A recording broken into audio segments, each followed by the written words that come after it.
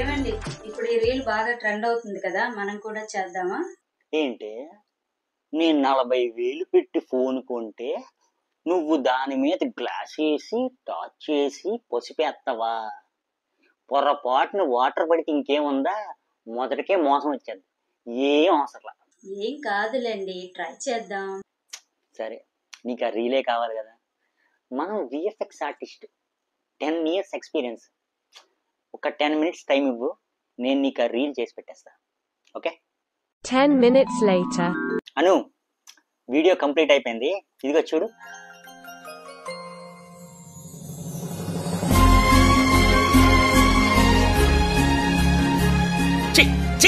ఏంద్ర బాబ్జీ ఇదే? ఎట్లా ఉంది మన వీడియో?